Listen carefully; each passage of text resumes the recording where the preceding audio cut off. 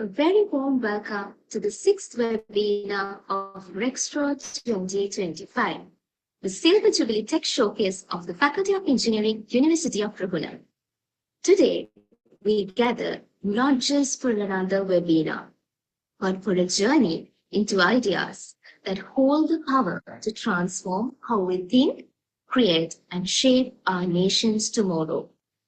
Our theme, The Future of Sri Lanka, invites us to explore how innovation, technology, and Industry 4.0 can guide us towards a smarter, more resilient, and a sustainable future. This session is more than just a conversation. It is a celebration of vision, purpose, and progress.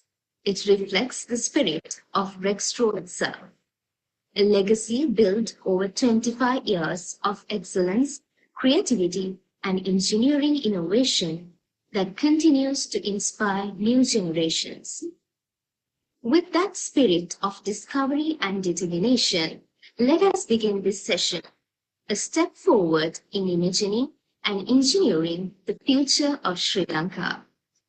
I am Oshadi Kodavode, an undergraduate from the Faculty of Engineering, University of Ruhuna, and I'm truly delighted to have you with us today. Let's embark on this journey of ideas and imagination as we shape together the future of Sri Lanka.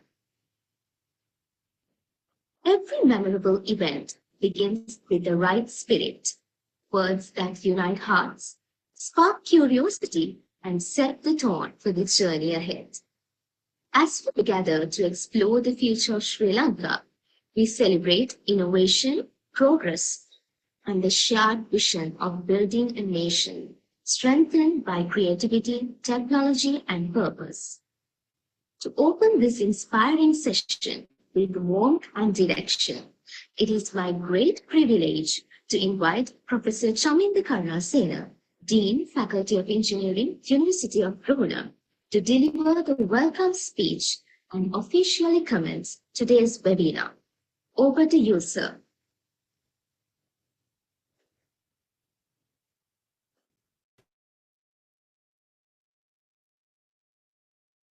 Good evening. I hope I'm audible to you all. Yes, sir. You may proceed. Thank you. On behalf of Faculty of Engineering, University of Ruhuna, I'm delighted to welcome our esteemed resource person, Professor Henrik, who has invested his valuable time to enlighten our student staff who are joining today particularly on his expertise field on industrial revolution, digital themes, and on economic matters. So in this regard, I would like to introduce Professor Henrik as an originator of the fourth industrial revolution and the digital themes of today. And for the last 2 decades, he has shaped the global agenda for nations, leading organizations, including the World Economic Forum, DIF, McKinsey, who is one of the leaders in organization reforms, performance excellence, lean transformation, and serving as a co-founder of Strategic Intelligence. And as academic staff member, a professor of strategic management and economics, he has dedicated the past decades to strategy research, future studies. His work has influenced more than 24 national economies and actually 23% of Fortune 500 high growth companies, earning him recognition for the Financial Times as a leading authority in strategy. So I hope it is being highlighted that engineers should have strategic thinking, should have a sense of economy, and have a futuristic vision. In this regard, I think today none other than Professor Henrik, we can't select any other expert in the world. So as a down south state-owned institution having celebrated 25 years excellence, an institution which has produced 4,000 graduates so far, and our current student population of the 3,000 students, young engineers who will shape our future. I hope, Professor Henrik, you will enlighten their minds on what will happen, what is happening now, what will happen today, what will happen in future, and what engineers and professionals we can do, and your expert inputs. So over to you, Professor Henrik, over to the panel to continue, and I hope our audience will have a fruitful session. Thank you. Thank you so much, sir, for your warm welcome. Every transformation begins with a vision, a spark that challenges the ordinary and dares to redefine the future. Today, we are deeply honored to welcome a visionary whose ideas have reshaped how the world thinks about progress, innovation, and human potential. Our distinguished guest speaker, Professor Henrik von Scheel, is globally recognized as the originator of the Fourth Industrial Revolution, ranked among the top 100 most influential thinkers of our time. His work has guided global leaders, governments, and industries towards new frontiers of growth and sustainability. Professor von Scheel's insights have shaped national strategies, influenced the World Economic Forum, and helped pioneer digital transformations that continue to empower economies across the globe. His vision connects technology with purpose, ensuring that progress serves not just prosperity, but people and planet alike. In a world standing at crossroads of change, his perspective on the future of Sri Lanka invites us to reimagine how innovation and Industry 4.0 can unlock our nation's full potential. With great pride and deep respect, let us warmly welcome our keynote speaker, Professor Henrik von Scheel. Sir, we are truly honored to have you with us here today. And we now invite you to share your invaluable insights on shaping the future of Sri Lanka. Sir, the virtual stage is yours.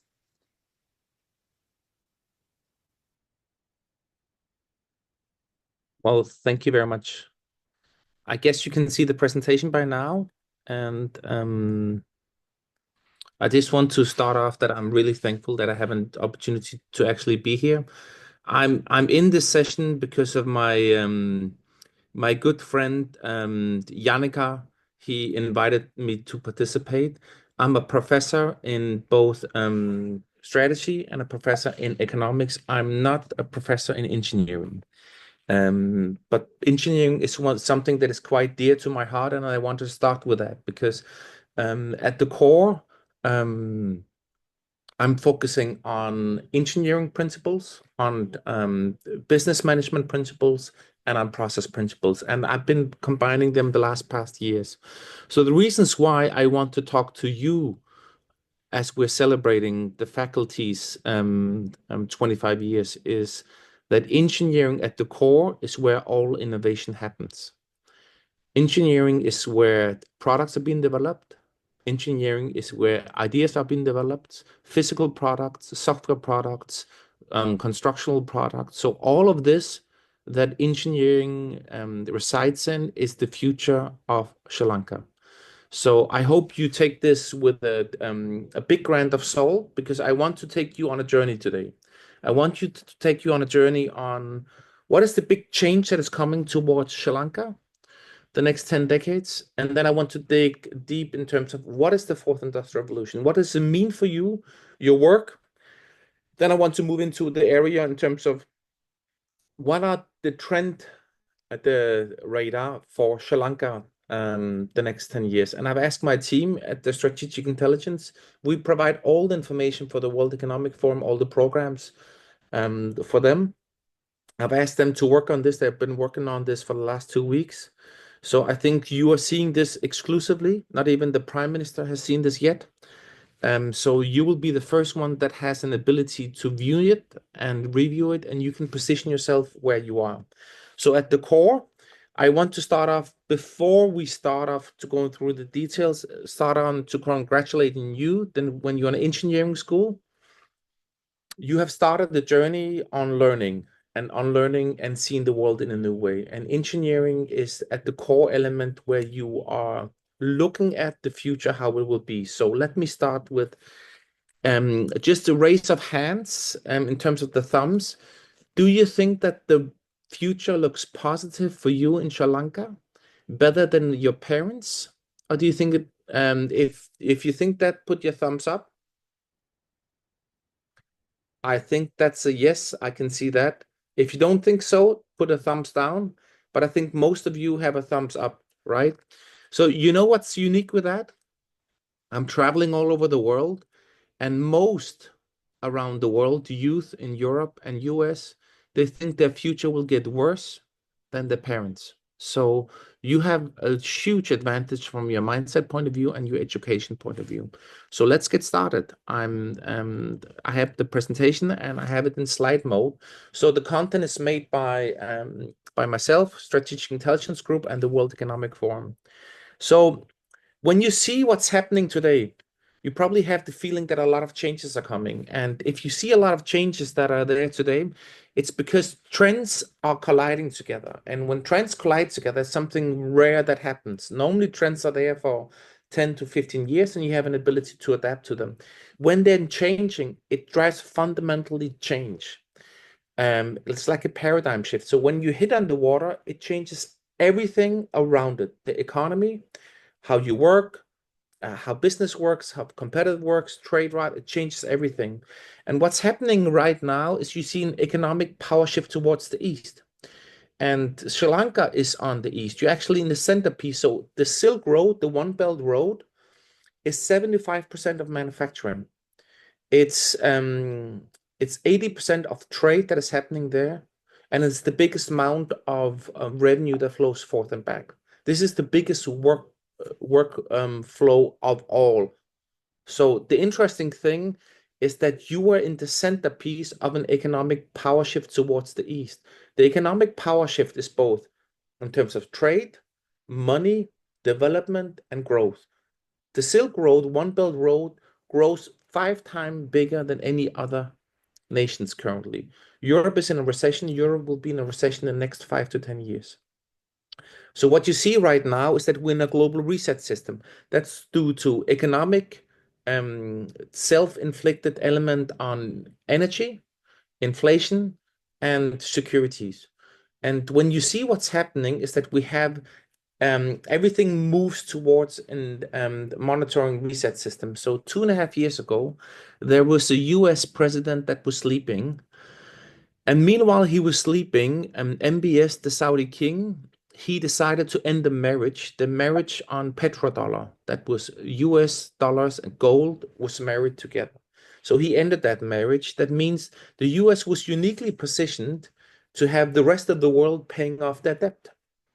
So since then, the US has been spiraling in a downward cycle because they're unable to pay down their debt. And what's normally happening when an incoming president comes and there's a monitoring reset system, that only happened 2 times before when we had the gold standard or we changed the gold standard. And that means that before President Trump came in, the Federal Reserve came to Trump and wrote the Mar-a-Lago Accord. It's 8 pages. You can download it on the internet. And it says exactly what the US will do. The US will do 4 things. They will decrease the value of the US dollar by 25%. They will take back manufacturing. And then they will enforce tariffs. And if these 3 things are not working to save the economy, then it will go to war. So what you're experiencing now is you have on one side, the East is expanding the industries. They are growing because the link between the rich and the poor is so big. So they have an ability to grow. And then you see an element on war. So you will have a period around 10 years of war. And war is not something bad here. War is something good because it resets the players in the game. It resets economic elements to it. And when you look at the Silk Road, Sri Lanka is at the centerpiece of the Silk Road. both from the east side, from the west side, from the south side, from the corridor side. You are the centerpiece of all of this. So this is then putting up the questions, how is Sri Lanka able to leverage that they are the centerpiece of the Silk Road? So this is what we want to explore together. So let's go a little bit and look into when an industrial revolution happens, something unique happens. And for you engineers, you saw that in 2011, 5 trends collided together: internet, social media, big data, mobile phone, and cloud. This is your phone. Your phone in 2008 was not like this. Your phone at this time was different. That means you didn't have internet, you didn't have all of this. They all collided together. Today, you live in a world that is physical, digital, and virtual. And that's actually how you connect and interconnect the world together. So when we did the German strategy, we realized that we announced the digital agenda in Germany, and the European Union adopted it. That's called Digital Agenda 2020. All European Union countries adopted it. A half year later, we're sitting and drinking, and we realized, holy macaroni. It's not 5 trends that are colliding together. It's 77 megatrends that are colliding together over a period until 2050. And that's called the fourth industrial revolution. So you see these trends are technology trends and science trends, regulatory trends, workforce trends, environmental trends, globalization trends, demographic trends, economic trends, and consumer trends. And these trends have not changed since 2009. People just have different awareness of it, but they're the same. So that means that when you as an engineer, you work both from an environmental point of view, from a work point of view, regulatory point of view, you can assess this and you use this as a periodic table. So the reasons why this is important for you, because you will normally have several disciplines that you work across. And suddenly you realize if all these technology sets are there, the industry 4.0 evolves in an evolution, and the evolution of a revolution happens in 8 phases. So anybody that comes to you that industry 5.0 is coming around the corner, they don't know what they talk about, or they have no clue what is happening right now. So when you see that you have the digital revolution, it's not finished, it's happening in waves. So it's compounding, it's not exponential, it's compounding. The difference between compounding and exponential, and you know that as engineers, exponential would be I'll take 1 step now, and my step number 32 would be at the moon. We're not even close to that. So we have a compounding effect on how things are coming. Then we have technology revolution. That's 3D printing. That's all these technology sets you have here. That's smart automation, augmented reality, cloud computing, advanced analytics, AI, Web 3.0, autonomous systems, blockchain, cybersecurity, 3D, 6G network. I say 6G because from an engineering point of view, they're fooling us. They've been selling us 3G and then 4G and then 5G. And none of this has really extended the capacity. They're just stretching what is there, adding more around it, but they have not really linked to it. What we need is 1 terabyte upload and 1 terabyte download. So this is, from the capacity point of view, very, very different. So, and then we're heading to some other technology sets that are fundamentally changing the environment. So when you look at here, revolution, that's the Paris 3. So I've been part of the European Union to do the scope 1 and scope 2 and scope 3. So in terms of that sustainability, it's about pollution. And the scope 1 is about polluting what you need to do for yourself in terms of how are you using your water, how are you using everything that you're taking in. And then everything is indirect. So the first one is water and energy. And then the second scope is about how do you produce, source your product, package your product, develop your product, ship your products. And all of this within a cycle, it's to bring down your pollution.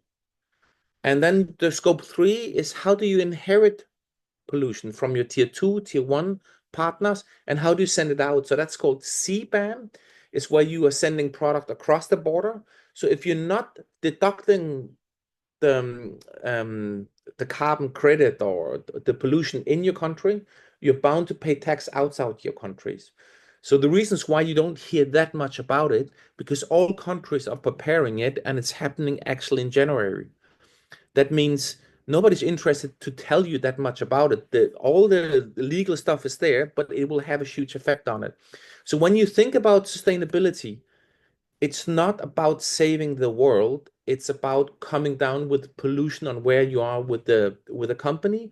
And in scope 3, a normal company, when you do the profit and loss and the balance sheet, they should save up around an increase of 5% of their EBITDA based on their partners in terms how they do that. So it's actually very important that you aggressively go from reporting scope 1, scope 2 to actually how you can actually deduct it, have a tax advantage. So that's something you have to put your time in, because it's all about money and saving money. The sustainability. It's not a Greta Thunberg Kumbhachata party.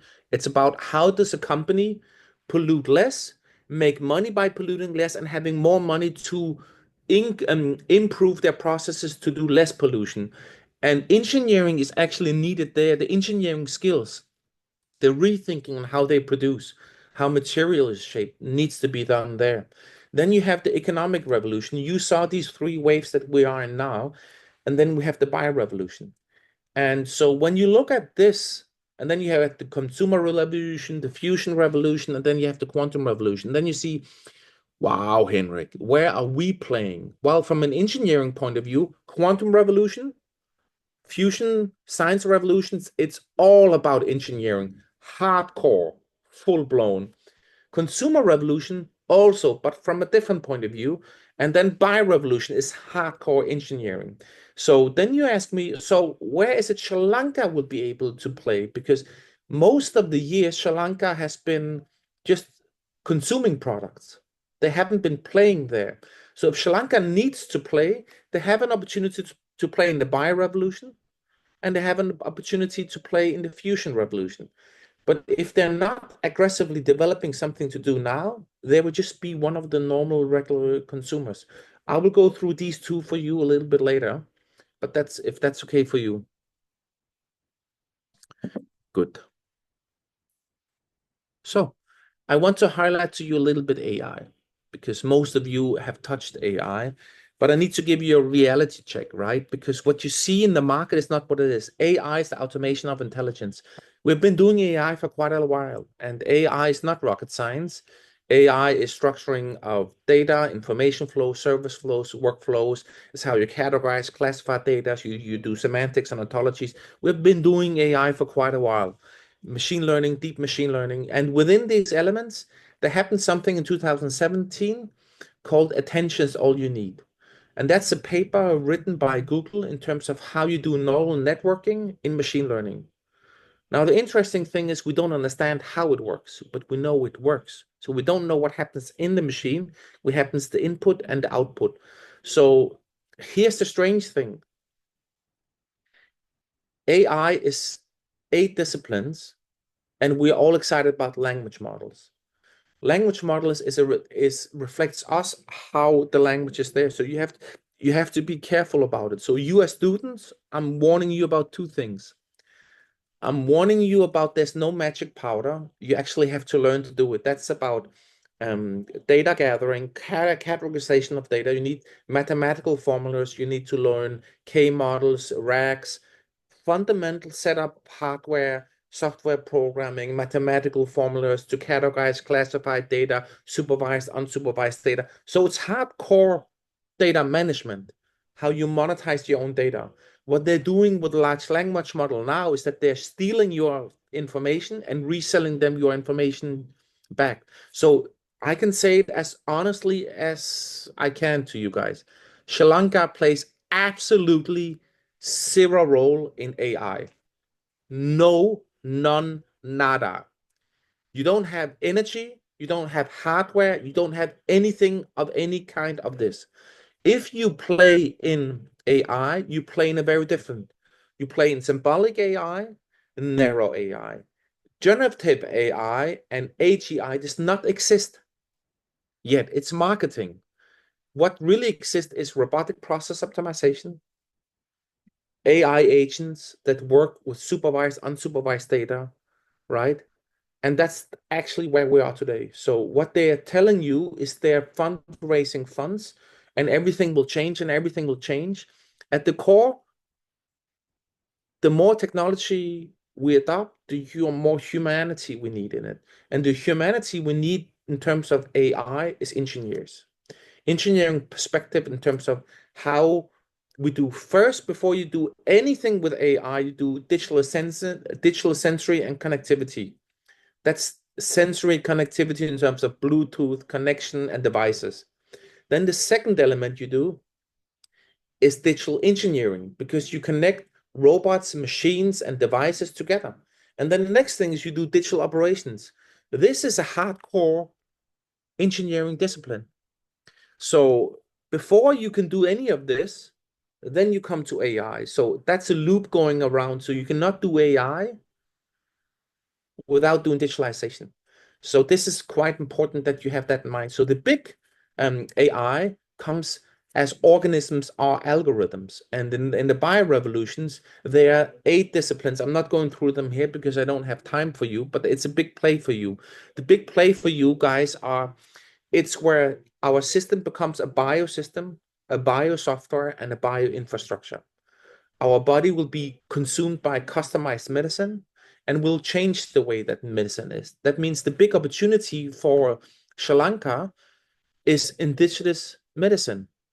So why am I saying that? Traditional medicine that we have today has a placebo effect of 20 to 25%, which is, I can as well just take the water and feel that I'm getting more healthy. It's a very low one. Some medicines are very high, they're effective, but most medicine makes us more sick and more ill. The pharma industry is one of the most corrupt industries. So this is where we need to go back to the old roots. And Sri Lanka has some of these old roots. That means from an engineering perspective, you need to go back to AI molecular data. You need to go back to nanotechnology, bioinformatics, and all of this. And much of it is capturing, categorizing, classifying plants, data, all of this, right? Let me just give you a simple example.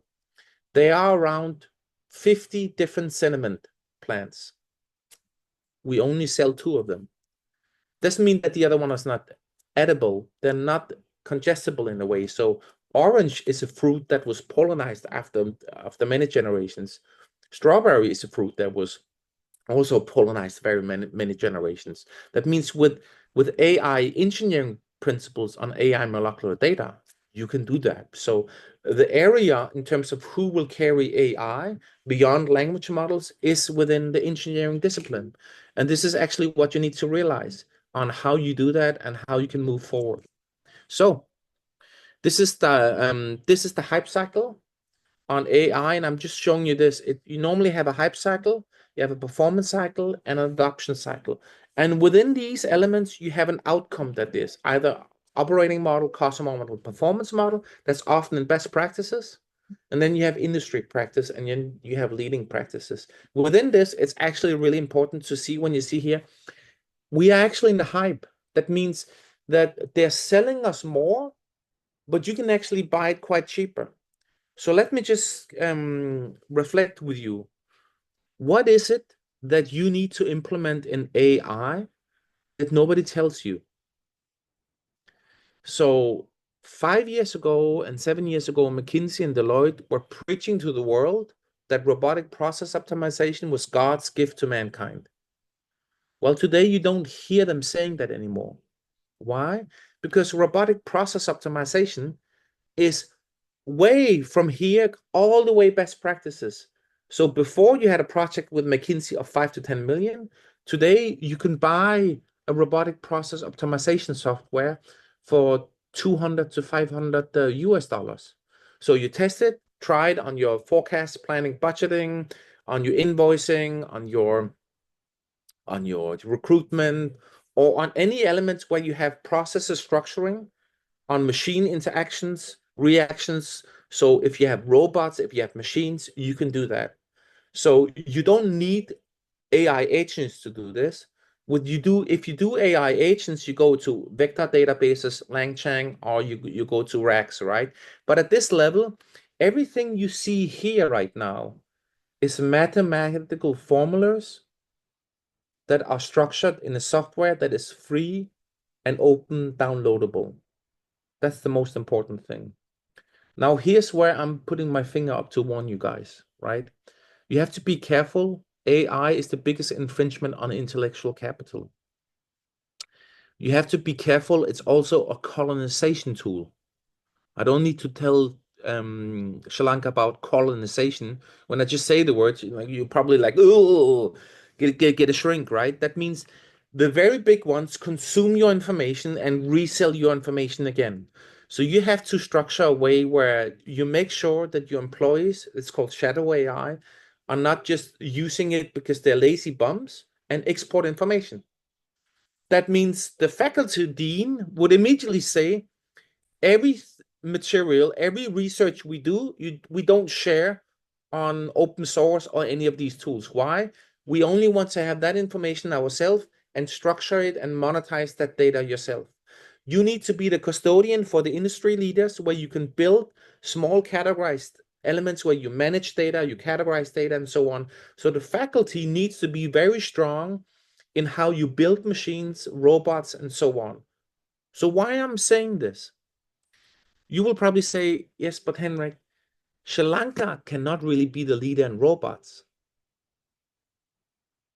Not true. So when you look at robots today, there are around 4 big robots providers. Everybody else you see is an OEM agreement. So robots has not really changed for the last 10 years, 15 years. So it's the same providers. What is the differentiation in a robot? A drone or a machine.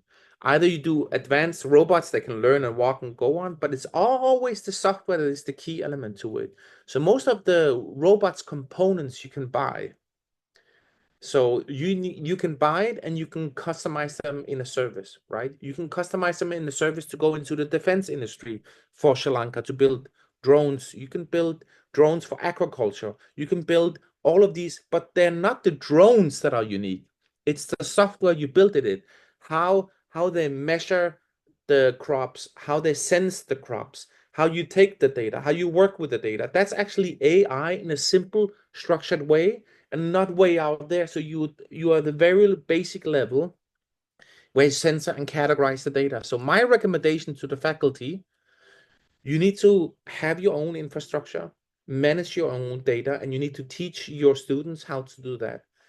And if anybody shares that data outside, they will be in Hell's Kitchen with the dean. Why?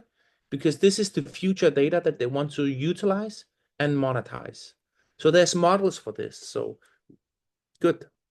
So now I'm introducing something new to you guys, how businesses work, because most of you are engineers, and within an engineering aspect, you see visual, physical, digital, and systems. And it works the following way. So everything which is physical in this in the system is people, capability. So it can be a building, it can be software, it can be services you deliver, transportation, right? Within these elements, they're affected by 2 sides. One is how you operate the business, and the operations of the business are often driven by an infrastructure, by services, by technologies, all of this. That's called SAP, that's called robots, that's called clipping machines, that's called manufacturing, that's called assembly line, all of these. They are systems that support it somehow. You often have a digital virtual representation of it. So how the system is performing, where the supply chain is moving, where the product is moving. So you have a digital aspect to it that links between the system and the physical aspects. That's often human to robots, or robots to human, or humans to machine, or machines to robots, and machines and vice versa. Goes the same way up and down.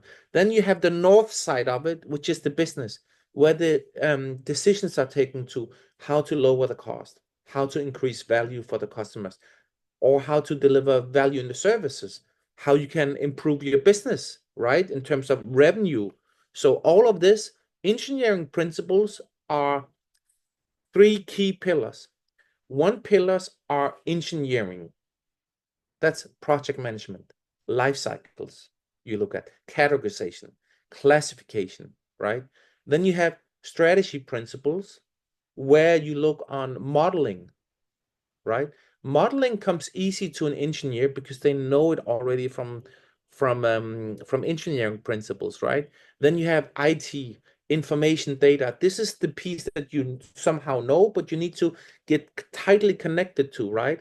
And then you have the whole element on project management, because any project you run will be on project management.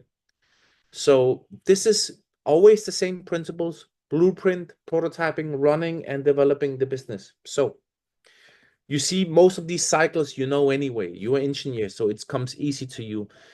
From a strategic point of view, you always think the following way. You have a strategy, a strategic principle, tactical principle, and operational principles. And engineering must walk from top to bottom, from strategic to tactical to operational. So this is where the value add comes, because engineers are not a cost center. They go across from business to the bottom line. So this is actually where you're walking. So this is one of my key sentences you will hear from me again and again. The more technology driven you become, the more human you need to be. The human is always in the center of something you develop, because you develop it for a human or to a human, or it's consumed by a human, or the human is in the loop. So the current AI message, I'm not really a big fan of it. How? Because everything is changing and it will replace the human and everything will be good. You as engineer would say, what? That stinks rotten as hell, right? So a good future has to include 3 things. It must create a wealthier, a smarter, and a healthier society. They are the 3 things that any solution that goes global needs to include. So that's just my take on what you can take for this. So here's this trend radar I will go through with you, and I think we are nearly finished to come through. So the trend radar is where you look on saying, good, this is specially developed for Sri Lanka. So I will go take you through them a little bit. So it's about competitiveness, growth, and productivity. So competitiveness is a difficult thing to describe right now for Sri Lanka, because you have a 3 to 5% growth and you're happy with that in Sri Lanka. So productivity is what you need to drive up, and competitiveness is what you need to design, because right now you have absolutely no core differentiation. You have nothing that really makes you unique. So that is somewhere where the country needs to define something which makes them unique and is unique, right? Well, like I mentioned before, the digital healthcare, you need to invest in a couple of years to have a product that the world can consume. So it looks like this. You can always take a good picture of it, but I will take you through this step by step, right? So this is how the trend radar looks. This is the first time that you will see it. And that's exclusively for the university and for Jannica to use. So when you look at it this way, thumbs up if you know what shadow AI is.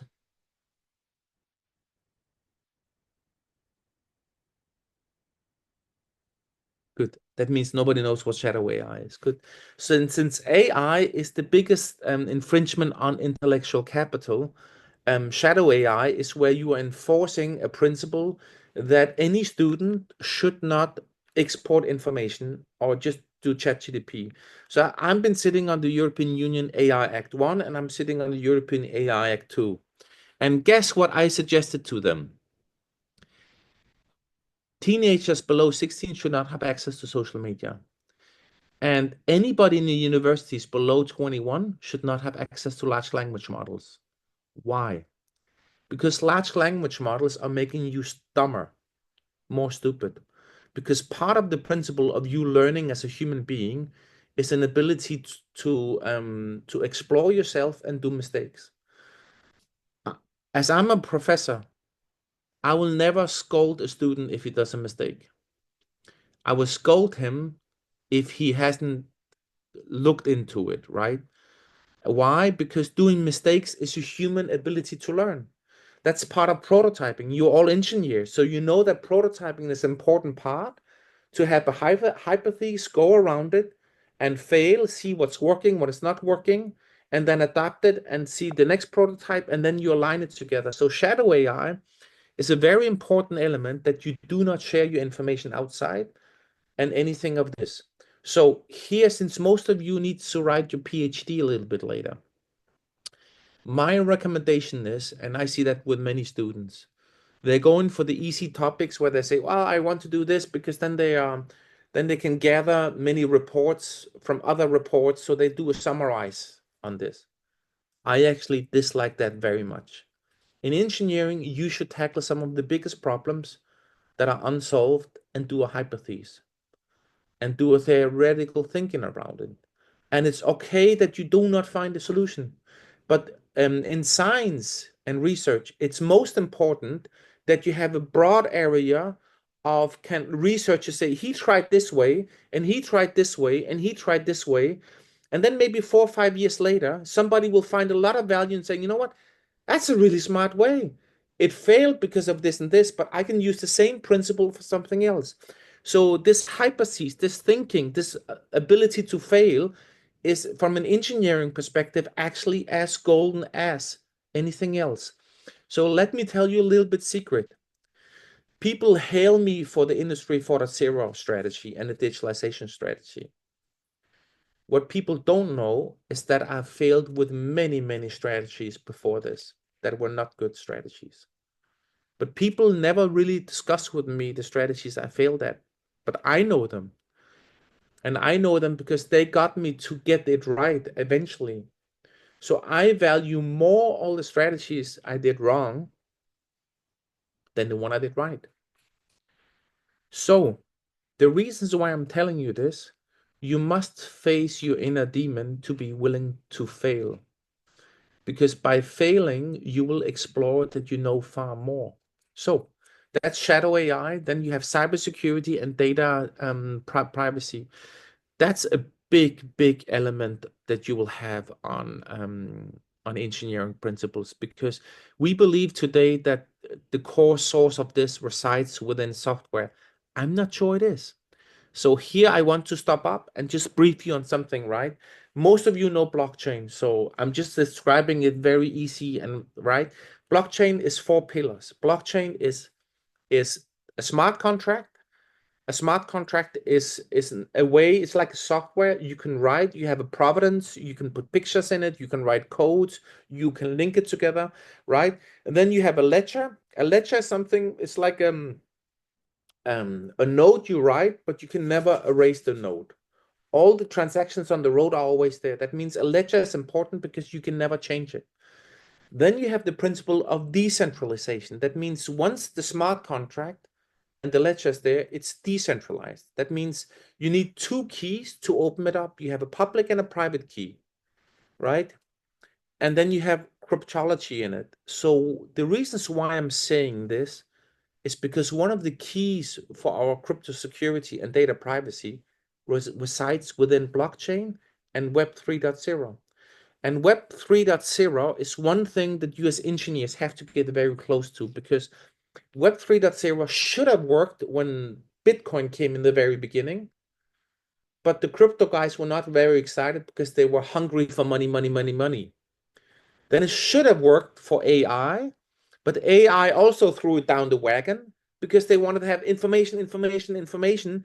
So they also didn't care. So Web 3.0 is about the privacy of the data, the privacy of you. So in the consumer revolution that comes after the bio revolutions is where the consumer will be able to manage his attention based on the data that he gives. So Web 3.0 and blockchain becomes the key in this. So I believe the reasons why I'm using time to explain this, I think the solution will come from engineers like you guys. Because data will enter your body. Your body cells can carry data, up to 3 terabyte data it can carry. That means you will store data. Your system is already a data machine. That means you can link the link between how fast I'm linking my data to my phone in terms of how fast I can absorb it. So this will change. As this is changing, cybersecurity becomes a really important thing. And this is where you as engineer come in. Yet then you have industrial AI. For me, industrial AI is at the lowest level, robotic process optimization. When you're manufacturers, when you're in a assembly line, when you're supply chain, you are working with robotic process optimization. Don't be fooled by large language models. There's no magic powder. You need to do it yourself. And by the way, don't ever use something you don't understand. So if you use data and you use robotic process optimization, you know exactly how it works. Why? Because engineering consists of the following principles. You decompose to assemble by order. So if you don't understand it, you cannot decompose it. If you don't understand it, you cannot regulate it. If you don't understand it, you cannot model it. So whatever you do, you have to follow the principles, always understand it. You have a model of understanding, then you have a way of working. So you have a framework, a method, and an approach. Within that, you go to the level, you can decompose the car, have all the pieces, and then you can assemble it by order structure. This is how you actually re-innovate something new when you have decomposed it and understand how it works. Good. Then they have the future work. And here's the good news for the engineers. I believe you have the key for the future work. Because future work is 3 things: portfolio management, project management, and program management. It's the head, the shoulder, and the leg. If the head moves, the rest of it moves too. Portfolio management, project management, program management. You know, all 3 disciplines are core principles in engineering. So if you change an organization, you can change it from the bottom or from the top, but you change it via these tools. I can show you a little bit later if you're interested in that, right? So then you have the principle on digitalization 2.0. I announced that at CeBIT, I think 16 weeks ago. So the differentiation between digitalization 1.0 and 2.0, I can explain that, but I just want to ask you before, how many of you know business process management? Can you just put a thumbs up if you know that?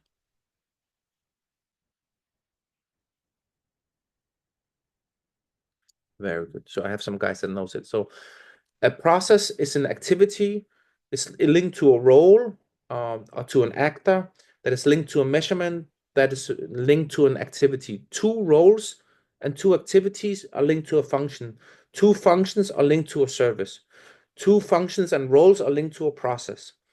A process and a service, a workflow and a service is linked to a value delivered and a value consumed, which is linked to a revenue flow and a cost flow up top. That's the basic principle of it, right? So here's the thing. Processes, roles, activities, and measurements you find in systems. That's how organizations are designed today. The workflow is not designed. The workflow is what you as engineer design. So if there's 3 people here, 1, 2, 3, 4, and I'm passing the water, he gives this person to the next person to the next person. It's a process. If the logical thing is that this person just hands to the 4th person the water, it's a workflow, because you assess that's the smarter thing to do and you do a workflow. That means you guys are the designers of the workflow.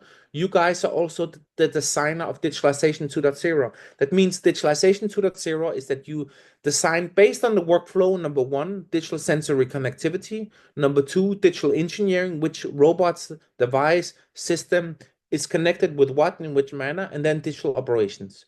So if you have a sandwich flipper that has a sensory to it, or you have a Lego stamp that has a temperature measurement to it, it's the same principle: digital sensory connectivity, digital engineering, and digital operations. So that's actually how it works. Does that make sense? So then you have customer centricity. Oh, that's a difficult one. You guys are not normal in business, but something has changed. Have you noticed Google has changed? Yeah, I see you have noticed Google have changed. So what has changed in Google? Google Ads is not working. Google Search is not working. So it's not working for you as it should before. So the same thing as on the customer side, then you have on the client side. The supply chain and resource, the supplier relationship is not working the same way too, because AI gouging has entered. And AI gouging is a robot that assesses the machine, the pricing between. That happens in hotels, but that happens also with suppliers. So from an engineering perspective, you need to be very careful to look on how the customer, the value chain, and the supply chain is connected into one. You need to have that view from one to end. And the one thing that you need to focus on there is trust, relationship management, how the process flow is, how the workflow is, and how you within that workflow from person to person can build trust. So then shifting trade routes, that's a big opportunity on in Sri Lanka. You need to find a way where you can design new trade routes, new partners beyond the trade routes that are there. Because as you saw in the economic revolution, we'll have 10 years of war. What will war do to the supply chain? It will disrupt it. What is the key element when the supply chain is disrupted? Manufacturing. Where are engineers located? Manufacturing. So this is really, really important. And manufacturing is not only traditional manufacturers, it's also oil and gas as manufacturing, pharmaceutical manufacturing. Even though they earn more money, they're still in manufacturing. So then you have polyfunctional robots. I mentioned that before. Food tech. I believe food tech is a big, big thing for you guys. Aquaculture, all of this, right? I think you from the faculty need to go back and revive the old water system that your forefathers did.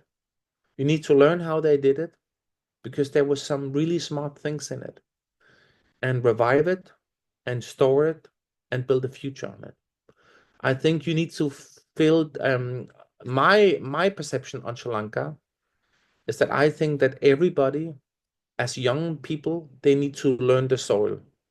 Everybody in Sri Lanka needs to learn how the earth works, how aquaculture works from the old farms, and how it works. Why? This is the backbone of your culture and your nation. And if you're not careful, that legacy is getting lost within 1 or 2 generations, and you will not find it in a large language models. You need to listen to your father, to your grandmothers. You need to listen to the people in the city. You need to understand how they did the spices, how they did the agriculture, how these things work, because you are the generations that keeps this knowledge to give it on to the next generation. So within engineering, there's an important principle that you must keep that information. So when you look at this, you are the link between the old and the next generation. You are the link that gets the information. You learn the new technology, and you know how old things and new things can mix speed together, and you can leverage it to the next element. This, I believe, for many in Sri Lanka, can be the future. You have more fruits, more spices, more variation in rices. You have more medicinal medicine. You have more than any. You are like the Garden Eden, and you need to learn what is in the Garden Eden because the world needs a Garden Eden like Sri Lanka. And that's my very strong element that I'm proposing to you guys in terms of food tech. Then you have collaborative intelligence. Collaborative intelligence is where you talk about machines, system, robots, and humans, how they interconnect together. And this is where you need to be really good designers of the software on how that works together. And then we have sustainability, which is scope 1 and scope 2, and scope 3 is up in the competitive element. So now we come to the element where you need to grow. And this is where I need to tell you the honest truth. Most companies have more software, more hardware than they actually need. They pay more for what they are getting out of it. So most of them have an ability to operate to grow, but they just don't know. And sometimes it needs an engineering perspective to look at and saying, I think we can get more out of this. How can we leverage this to get more out of it? Because the big companies often wants to sell you more of what you have, but you need to look and say, how can we make this work? Because we want to focus on something else. So then you have tariffs. Tariffs will be the biggest blow in Sri Lanka's face. And you need to focus on this. And you need to focus on it, how you find a solution for others or a solution for yourself. Then you have, and digital healthcare mentioned, you need to find a way on inventory financing, how to finance something that is stored in a value, do an insurance wrap around it so you can leverage the money and actually have money to reinvest to more. That's a principle that's called financial reengineering. Financial reengineering, when you're engineers, you need to be business reengineering. So in terms of how business modeling works, strategy works, operational works, you need to be an engineer in corporate setup in terms of how you can think, if this is the model, it works, how would it work with this, right? So for example, if you have an LTG, then you have a holding. Well, why do you structure a holding? Well, a holding is not an operational organization. It only holds contracts. That means you need to have several companies that are operational companies, but the revenue flows up there. That is called corporate engineering. That's something you need to be very, very good at, right? And then you have hardcore engineering principles. Then you have financial engineering principles. That means something where you need to be very good at profit and loss. You need to understand there's something called in manufacturing integrated business plan. The integrated business plan is how an operations assesses risk, distribution of products, shipment of products in terms of supply chain management, and shipment out. So a company's success is corely developed on an integrated business plan. Within the integrated business plan, you do economic re-engineering or financial re-engineering. So how do you leverage the assets that are dormant, are not moving, to leverage them, to get them out, to get investors, and so on? There's tons of principles. This is where you as engineers, your limit is your innovation. So let's move to the next. I've been working in supply chain for over 20 years, and supply chain is up for a rethinking. So I've been setting up the World Economic Forum Supply Chain Committee, and I will assess that for the next 8 weeks. The reasons why I'm doing this is there needs to be a rethinking in supply chain management principles. We've been just putting patches on the work and not fixing the core. So fundamentally, our corporate structures and our supply chain is screwed up because of shareholder management. It becomes a cost center. Supply chain was always designed as a profit center. It was always designed as a competitive edge to it. So you guys need to be the rethinking models of how do you make supply chain competitive. So you need to think it and move it out of IT. So this is where I put my finger up as a warning. The more IT you are adding to something, the more you automate it and the more it becomes a cost center. The more you move this direction, you also need to move in the direction of innovation. If you only move in transformation down, you become a cost center. So you need to not only have a growth and cost savings, but you need to have a growth in terms of how it works.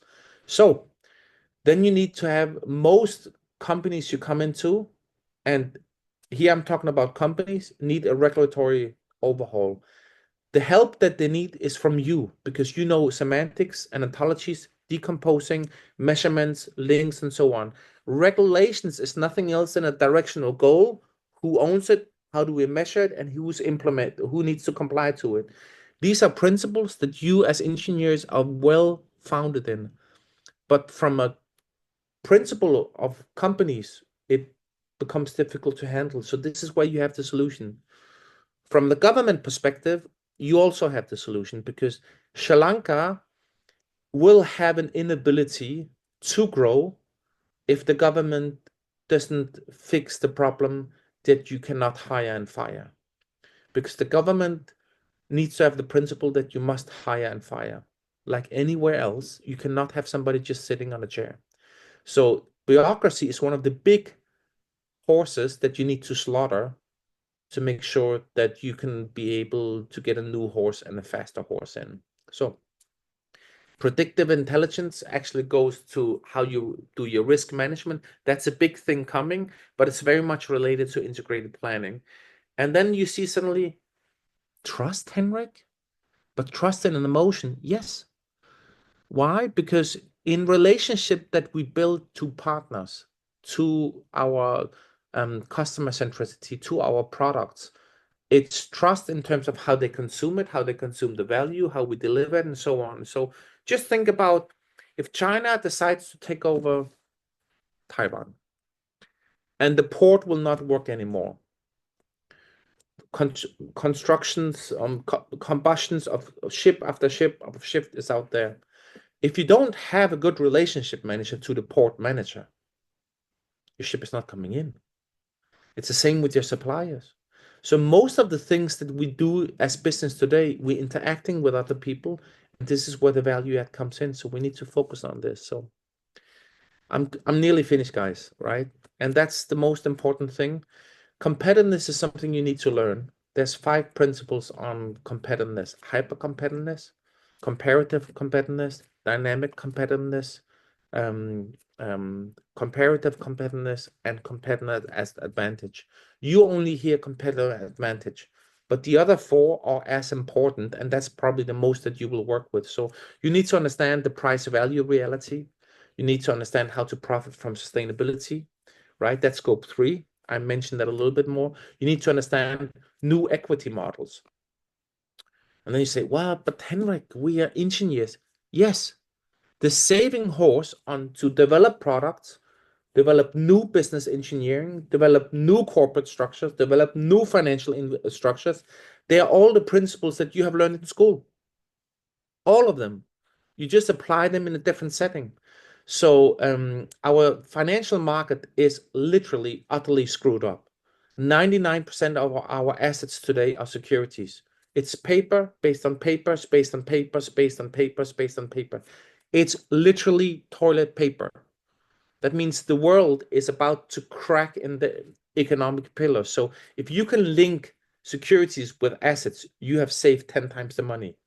So this is where you can be the saving horse for many of you. I mentioned the consumer revolution in terms of the Web 3.0 and the bio revolution in terms of the digital healthcare, but also in terms of smart material. The saving horse in smart material is AI molecular data and re-engineering. So think about the following things. Why is it that plastic cannot decompose? Because they created a binding that no air can enter into. If air can enter into the binding, it can decompose. So you can use bacteria to open it up so a new binding can come with airs. So in nanotechnology, bioinformatics, and neurotechnology is where you're going through these principles on how to create new materials. There will be new materials out there that will be shaped, and they will come from you guys. So and you need to be challenged by it. I think the last guy that got the Nobel Prize was for new material.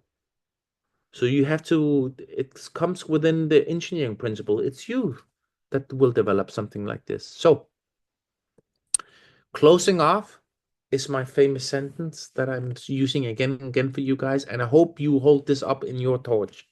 The true measurement of a good future is for a population where they become wealthier, healthier, and smarter. That means whatever you develop must go for everybody around them. So I believe in my closing that I'm saying for you guys, and here you can download my profile. I believe you chose the right career to become engineers. I believe you are one of the most blessed generations. You are in the sound of my voice. There's nobody previous generations to you that have lived like you. You live like kings. You have more knowledge. You have more health. You have a better future ahead of you. You have more equal rights.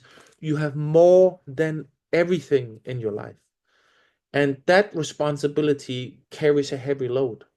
That means much is given and much is expected from you.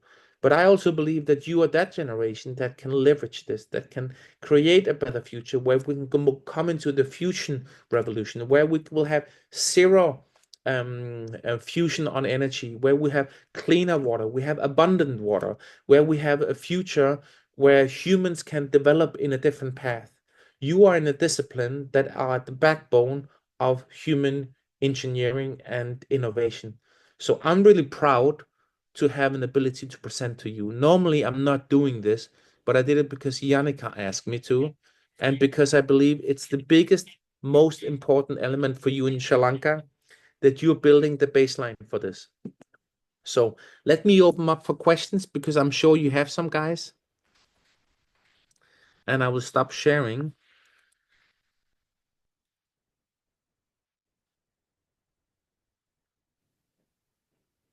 Thank you so much, Professor Henrik von Scheel, for that truly visionary and thought-provoking keynote.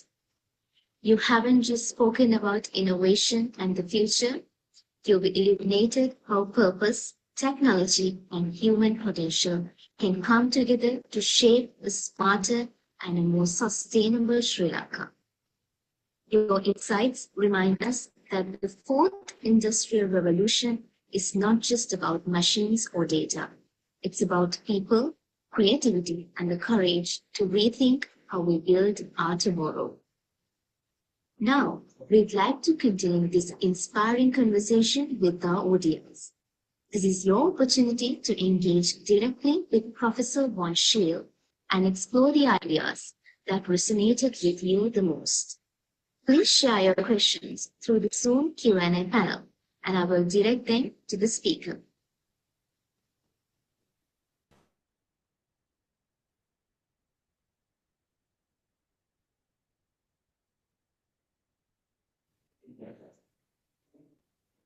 So we are receiving one question, and it is, what message would you like to share with the youth of Sri Lanka, those who will be engineers and visionaries of our future?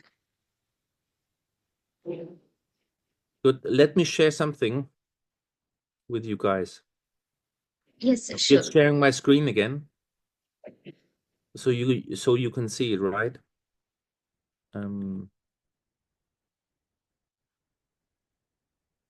And I think you can see it now, right? This slide. Yes, sir, we can see. Can you see it?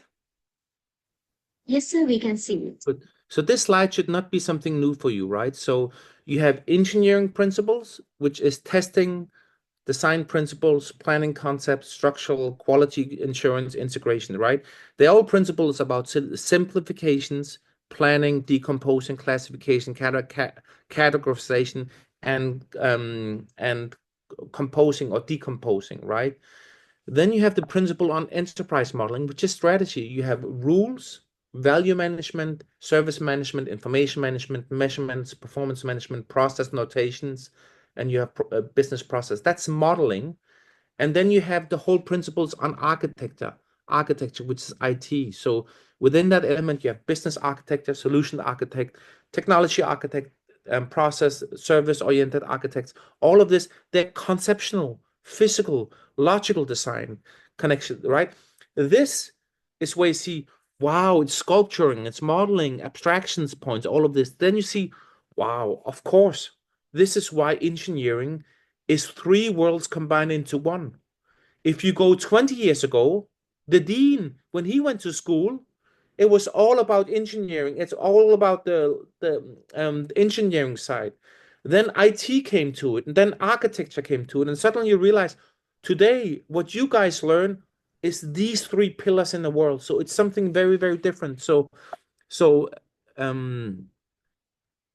this is the world that you are seeing today. This is the world that you can do today. So you have far more than what your dean and what the past generations had. You need to cover far more than that, right? So on your shoulder, you have far more opportunities. So I think that's a good thing.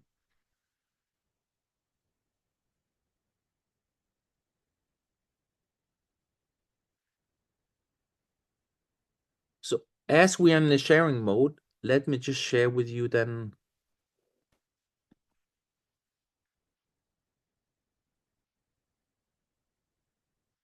the other piece, which is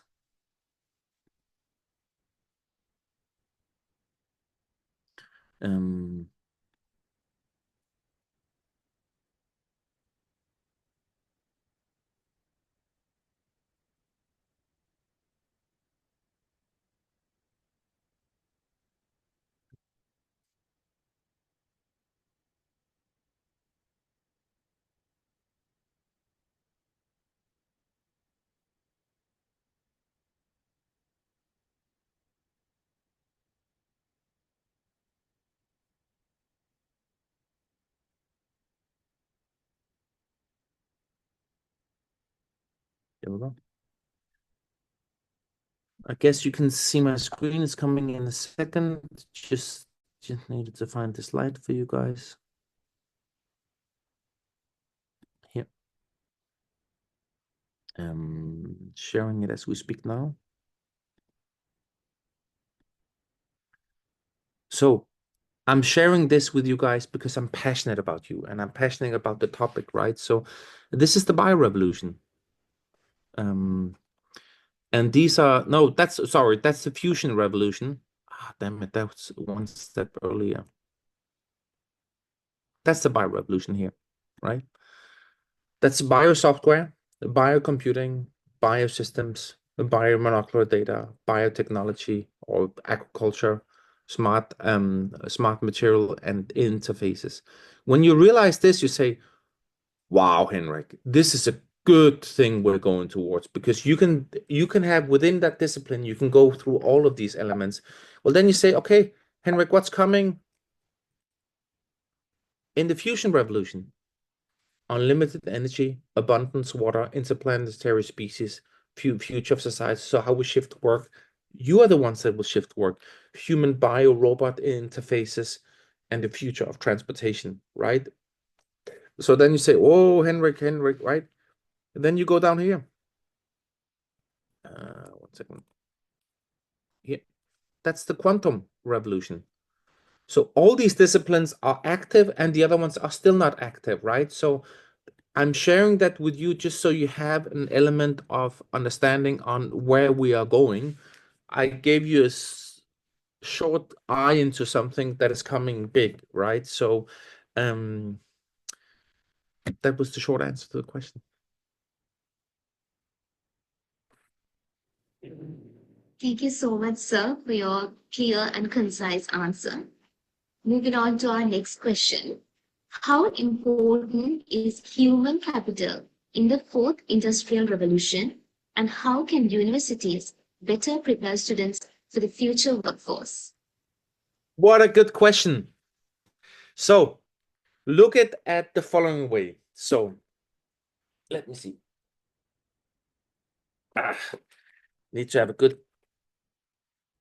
demonstration up for you guys. So I'm taking out my cigars, right? So first you have a human being, and then you have, from human beings, you have skills.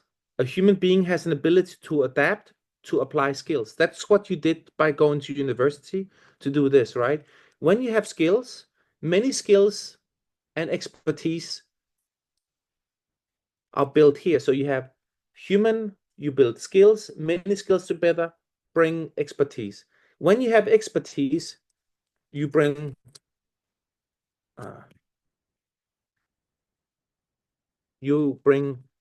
capabilities. Many capabilities create competencies. Oh gosh, probably not that's a good example. I'm going around with cigars, right? You poor guys must be totally hungry. So a human builds skills, expertise builds capabilities.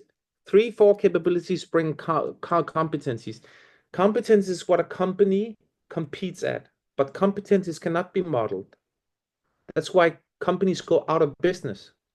So you can model capabilities, but it's difficult to model capabilities. You model them at expertise level and skill level. So this is where the human comes in as a centerpiece, because we have an ability to adapt. Hope that answered your question with my cigars.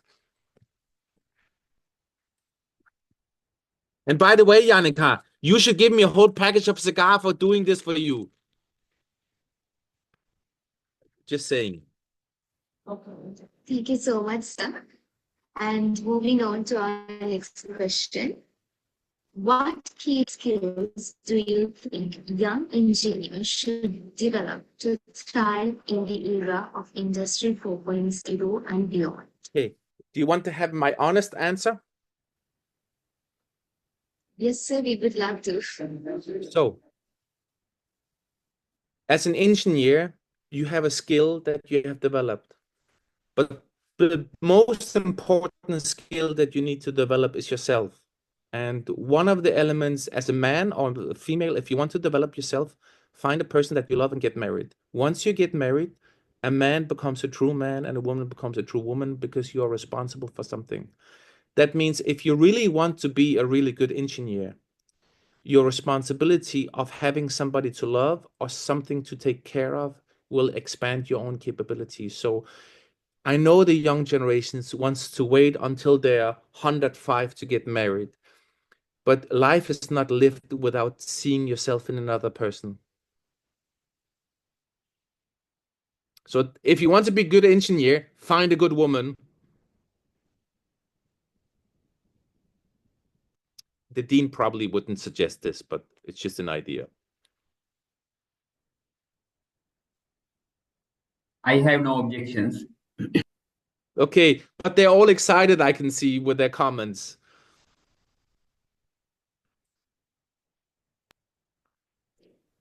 Thank you so much, sir. It was truly, we are honored to have an honest answer, actually. And moving on to our next question. Can small and medium enterprises benefit equally from Industry 4.0, or is it more suited to large-scale industries? If they have a good engineer, actually everybody can benefit from it, right? Because most of this is so what the large companies are hearing is the big thing, the big agenda. Large companies are not easy to move, right? So I think if the faculty has an ability to create ingenuity, right? So part of what you need to build is an ability to be entrepreneurs. Being an engineer is also being an entrepreneur, that you are testing and trying. That's actually called prototyping. You having an idea and you're agile enough in your idea. My recommendation for you when you're in a small, medium-sized business, right? A normal long business has a long-term strategy. It's a big ship, very difficult to move. The biggest strength you have in strategy is that a strategy constantly needs to adapt itself to the environment it lives in. That means you have an ability to be agile. And so if you can map trends and you can sense trends, you can faster adapt. That means you can adapt yourself really fast. So it's sometimes a benefit to be small. But it's the difficult thing with small businesses also that you become in love with your own ideas. And sometimes you need to let your own ideas go, try something new, and come back to the old idea you left and find it to something else. So don't be so obsessed with an idea that you love it. It's a little bit like a mother that has a child, even though the child is ugly and everybody else thinks the child is ugly, we all look at it. The mother still loves her baby. So don't be an entrepreneur that looks at her baby and thinks it's beautiful. The rest of the people in the family look at it and saying, that's an ugly child, but it's family. We love it. And somehow the child grows out of being ugly. But when you love with the idea, don't stay with the idea. Just sometimes let it go, evolve a new idea, talk to your professors, talk to your friends, challenge yourself, model it a little bit, and use the principles you learn in school. Decompose, right? And assemble by order. Do a model of understanding. If you don't know these principles, you learn them at school. A model of understanding is how it relates to everything else and how you go about it. You have seen models of understanding before? Now I can just show you one.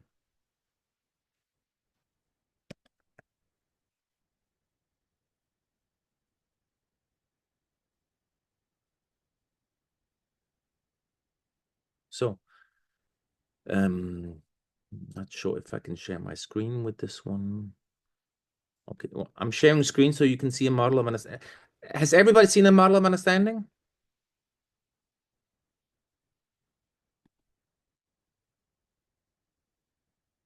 So this is a model of understanding, for example, right? So you have the lectures, you have the conceptual thing, you have how you structure it, all of this, right? So let me show you another model of understanding, right?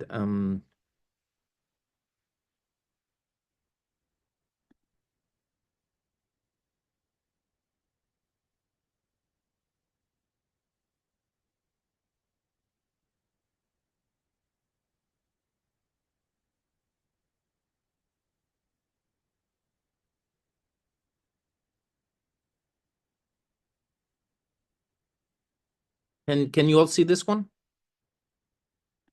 Can you see smart automation?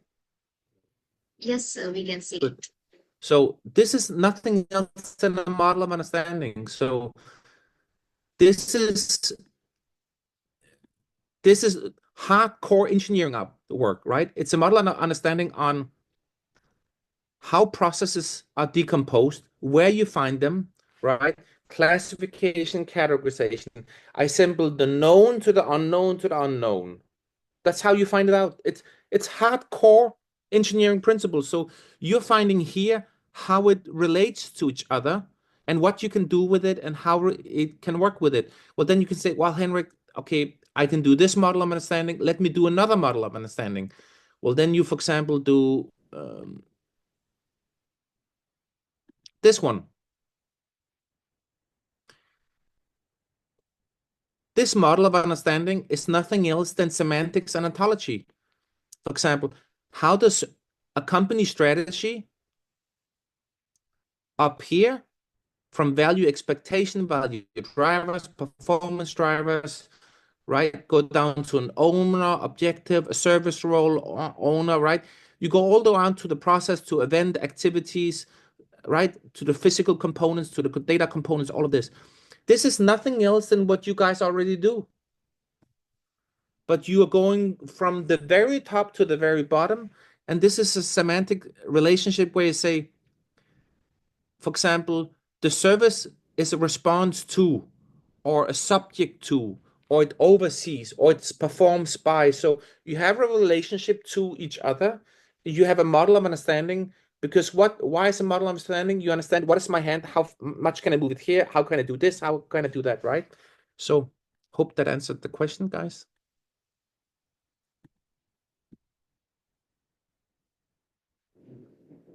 Yes, sir. Thank you so much.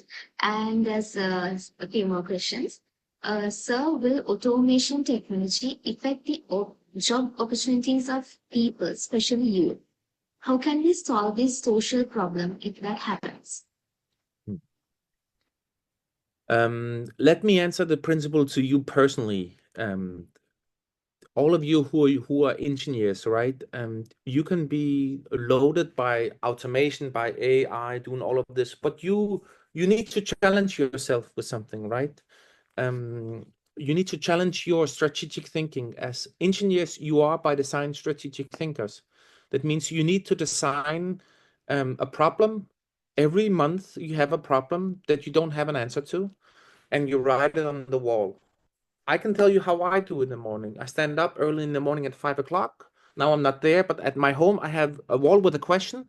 And I'm not looking at the internet. I'm not looking for all of this, but I'm looking at what are the components of the problem? Where does it originate from? What is it linked to?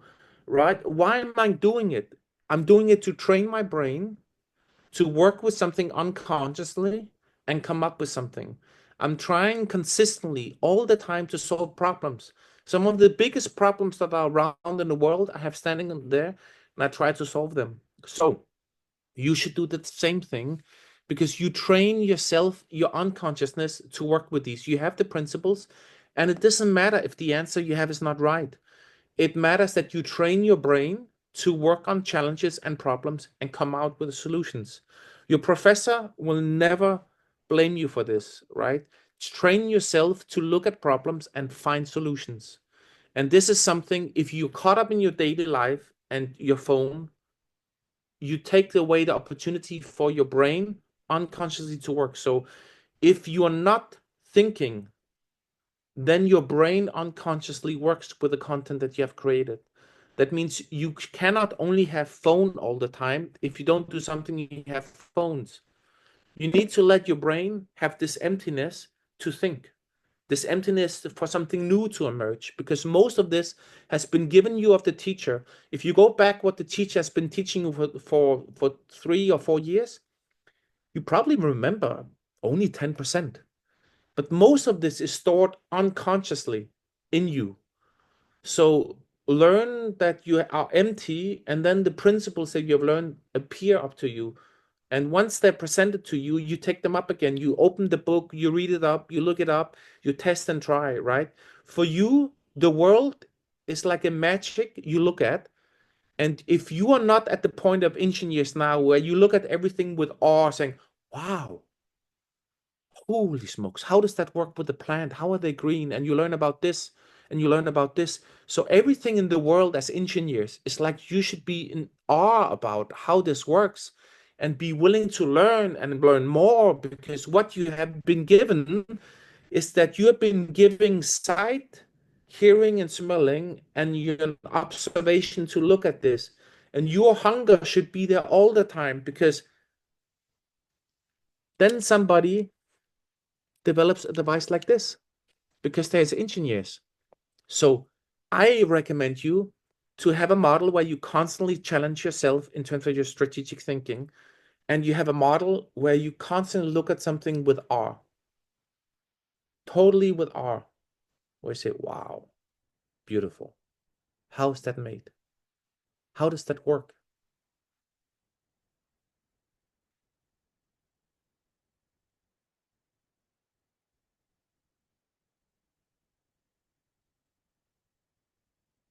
Professor Henrik,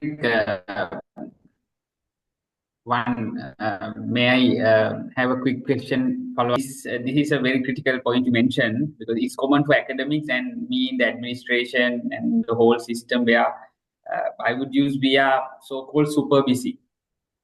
So we don't have time to strategically think, maybe fully occupied with regular works. Maybe that is common to students, maybe also. As you mentioned, we should, I think, find some free time to let our minds again think about the real problems and decomposing, as you mentioned.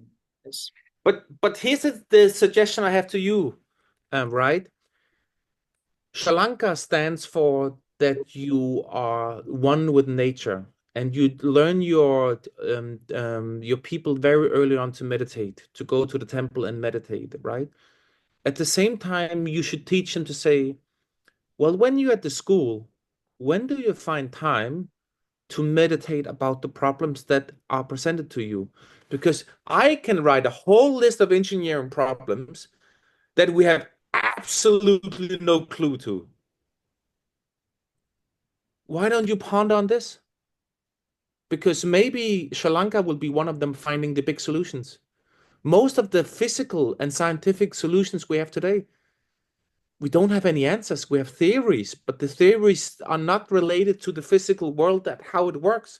It's just a theory. When you look at everything about the universe, 99% of this is mumbo jumbo theory, totally, utterly unproven, right? And because nobody knows, nobody challenges it. But in engineering, I mean, like, if this falls, we can measure it, we can see it, we can sense it, we can. And in engineering, we are a little bit more hardcore to say, how can we do this better, right?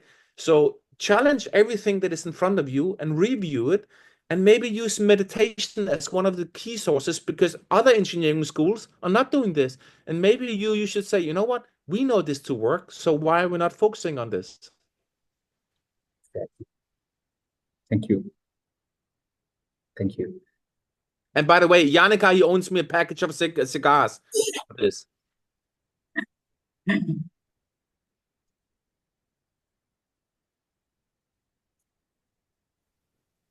Thank you so one much, more thing, Professor. Henrik, Also, I see traditionally Sri Lankan universities, especially engineering students, maybe universities also, they're trying to win international, compete against international in Formula One and student Formula One. But as you mentioned, real problems are within us. Those are maybe fake targets we have been given traditionally, and we are after those. But what real targets, the real innovations, real breakthroughs are actually behind our garden, I guess, So, as you mentioned.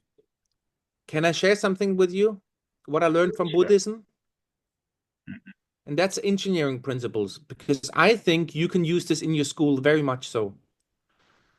So you will probably see. So now we need to listen from a guy who's not a Buddhist what he learned from Buddhism. But I think it's an interesting way for you to see how I think the brain works and how we should actually actively source problems.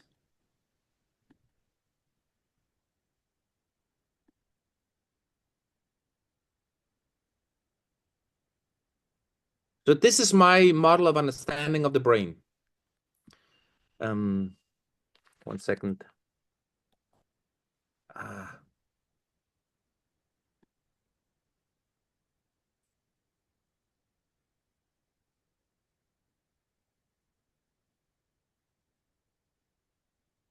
And it works a little bit like this, right? These are the principles, the 5 aggregates. You learn them in Buddhism. You learn them there, right? The body sensory, the intellect, the memory, the identity, the consciousness. You learn them there.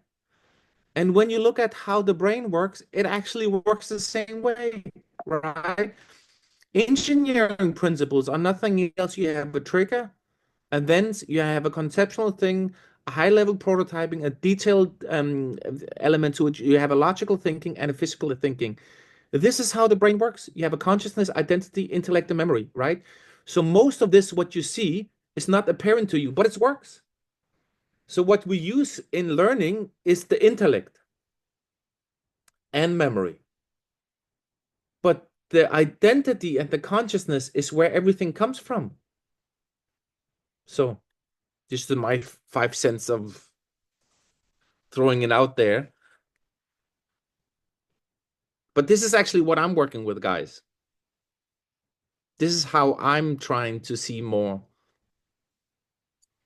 Inspiring. Thank you. Over to you, Oshadi. Thank you so much, sir. Thank you so much, Professor, for that clear explanation. Even we are impressed to see how you know all the facts about Buddhism. So unfortunately, as we are running out of time, we have to wind up our Q&A session. Thank you so much again, Professor Henrik von Scheel, for leading us through such an enlightening and visionary session. Your insights into innovation, technology, and the fourth industrial revolution have opened new ways of thinking about how Sri Lanka can shape a smarter and a more sustainable future. A heartfelt thank you to our audience as well. Your curiosity, questions, and engagement made this session truly meaningful. Today, we move forward with a renewed sense of purpose to innovate, inspire, and build the future of Sri Lanka. As we conclude today's journey of insight and inspiration, let us remember that the future begins with a shared vision to innovate with purpose, empower our people, and shape a Sri Lanka that thrives on creativity and resilience. Progress is not born from technology alone, but from collaboration, minds working together to turn ideas into impact and dreams into reality. To every participant who joined us today, thank you for your curiosity, energy, and engagement. You made this session a meaningful exchange of ideas and hope. May the inspiration from today's discussion guide you to think boldly, act responsibly, and lead with vision. Until we meet again, stay curious, stay inspired, and keep building the future of Sri Lanka. Thank you, Professor Henrik. Really appreciate your valuable time spent us. No worries. You know the passion I have for Sri Lanka. Cheers. And we invite you to visit Sri Lanka, and if possible, faculty, you deserve a warmest welcome if it happens, I assured. Thank you. Thank you very much. Yes.